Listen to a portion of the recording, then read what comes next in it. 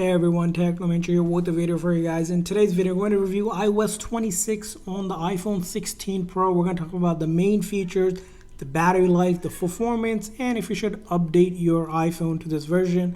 So let's get started. First thing is you're going to see a whole new UI update with this one. One of the big things here, starting with the lock screen here, you might have noticed this stretched out version of the clock here, which is a feature on this version. You also see other things like a 3D or wallpaper effect that you can now utilize, and you're going to see the ability to move your widgets around on the screen from what it used to be to different locations as well. So a lot of customization on the lock screen as well. Now there's also a big overhaul in the app icons as well. You probably see it from this version here. And more importantly, there's a liquid glass feature, which if I show you right here and I edit this right now by pressing and holding on any app here, click on edit, customize, you'll see a new option called clear, which creates this liquid glass effect on the device for the UI. Again, a new industry standard for most phones. You can use it, or you can just use the default one as well if you don't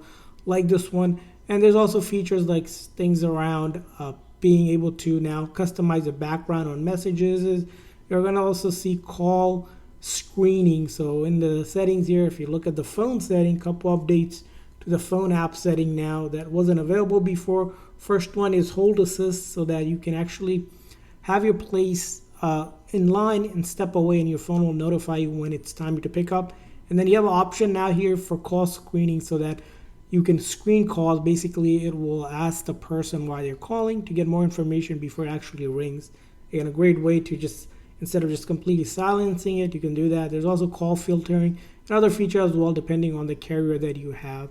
And then there's also update to some of the major apps like the photo app. You'll see an overhaul on how photos are organized. You're going to see camera updates as well, such as a new camera design to streamline. You can see here how these options have changed, and then other options as well. Will take a little bit of time to get used to. That's going to be updated. You also see an update around the whole search feature as well from your search here. As you can see here, search has changed overall in terms of the feature itself, and then overall there's other updates as well. Some minor, some major, but the big thing is the fluid design change, the lock screen change, stretching that time, searching across different apps, which makes it a little bit easier if you're searching things. Live translation in Messages app, only limited to certain languages currently, but in the past we'll see you can pretty much text in your language, it'll translate it between someone on their language as well. Background to the messages, voting feature on group messages, and then screening unknown calls spot, and then the UI update as well. So there are going to be major updates. Now the other thing you might be wondering, how performance has been so far. I'll tell you this, pretty much all of the apps are working as expected here that I use on a daily basis, from social media to productivity tools, to video streaming, music streaming. All of that is working. I haven't seen any issues with it.